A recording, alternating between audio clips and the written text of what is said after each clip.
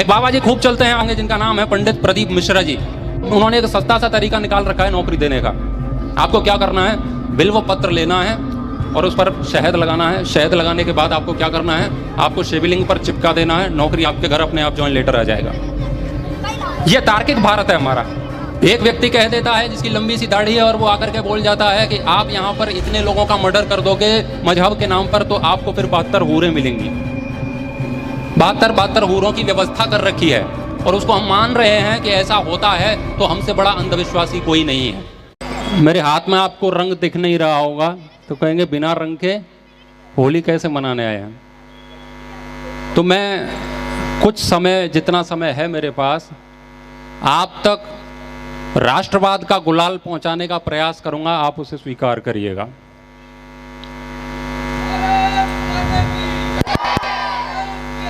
जय जय सिया राम।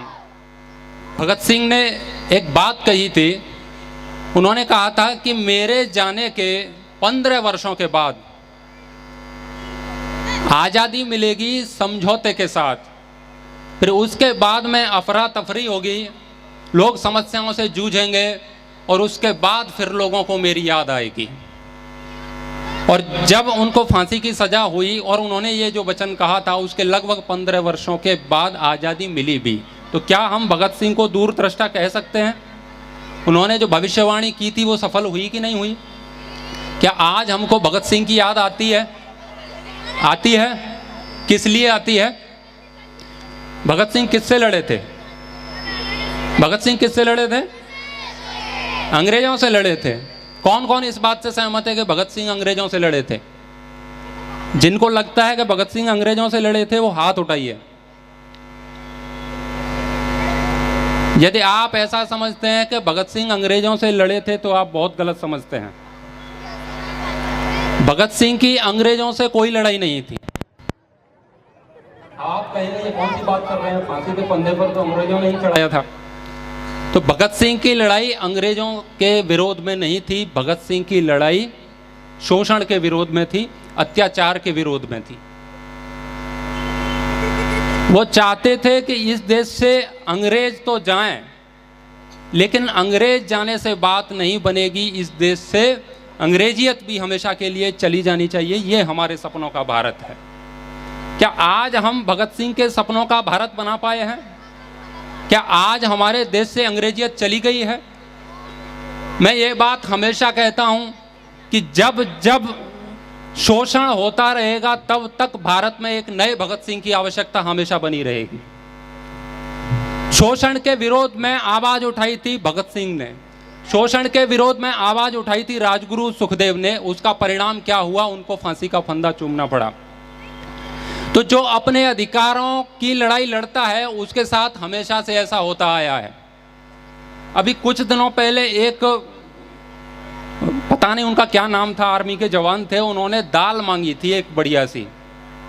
उन्होंने वीडियो बना करके भेजा था देश के सामने कि देखो हम आर्मी में रहते हैं और हमें ठीक से दाल नहीं मिलती है, भैया हम भी तो देश के लिए कुछ कर रहे हैं, हमें भी तो ठीक से भोजन दे दो। तेज बहादुर ना, उनका नाम था तेज बहादुर यादव।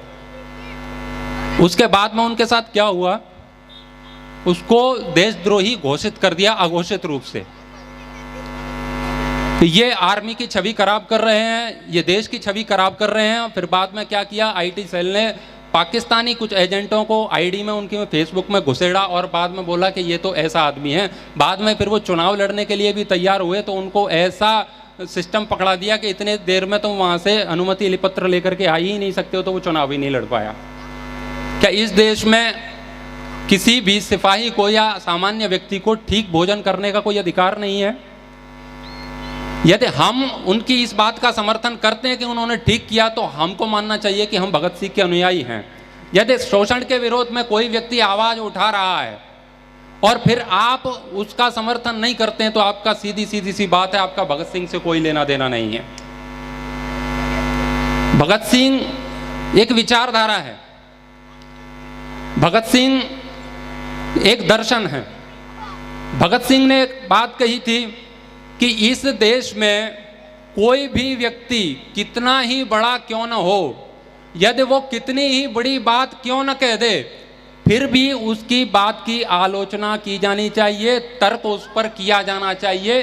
अंधभक्ति हमें किसी की भी नहीं करनी चाहिए, चाहे राजनेता हो, चाहे धर्मात्मा हो, महात्मा हो, चाहे मौलवी हो, चाहे पादरी हो, कोई भी हो। तो हमें उसकी आलोचना करनी चाहिए, तर्क सम्मत हमें बात करनी चाहिए। हमारा जो धर्म है, हम कहते हैं कि हम सनातनी हैं, तो सनातन धर्म में तर्क को बहुत महत्व दिया जाता है।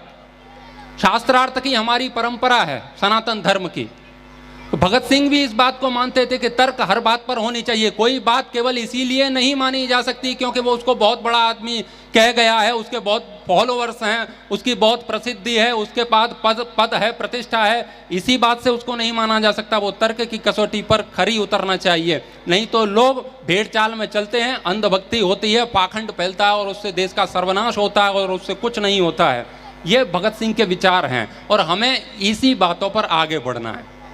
लेकिन हम देखते हैं किसी के चेहरे पर तिलक देखते हैं या किसी की लंबी दाढ़ी देखते हैं, हम उसको मौलाना कहते हैं या हमारे साधु संत कहते हैं, चाहे पादरी कहते हैं, वो कुछ भी बोल करके चले जाते हैं और हम उनकी बात को सिरोधार्य जय हो महाराज, जय हो महाराज, सत्यवचन महाराज करके मानने लगते हैं।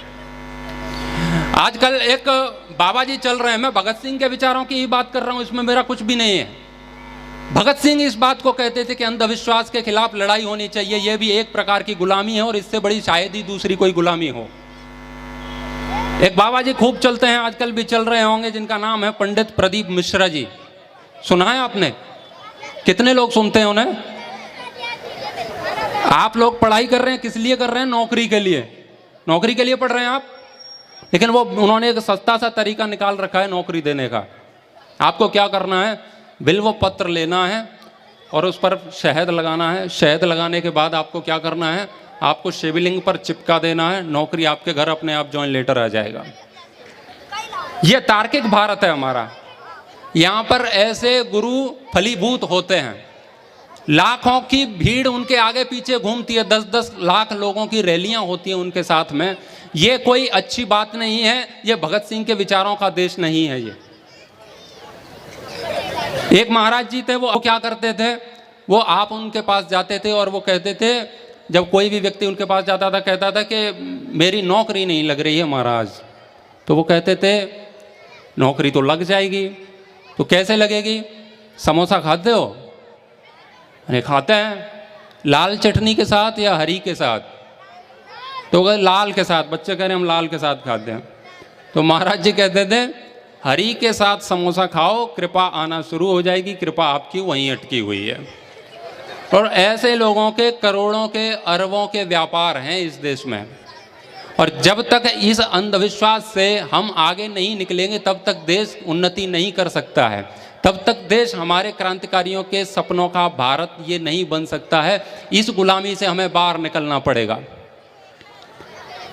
एक व्यक्ति कह देता है जिसकी लंबी सी दाढ़ी है और वो आकर के बोल जाता है कि आप यहाँ पर इतने लोगों का मर्डर कर दोगे मजहब के नाम पर तो आपको फिर 72 हूरें मिलेंगी।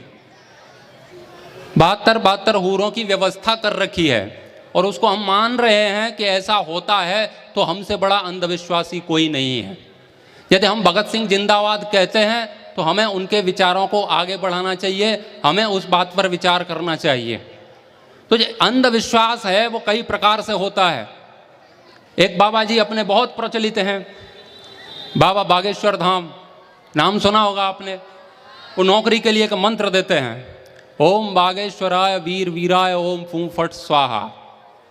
ऐसा करने से आपको नौकरी मिल जाएगी। और आगे पीछे बहुत सारी भीड़ उनके घूम रही है।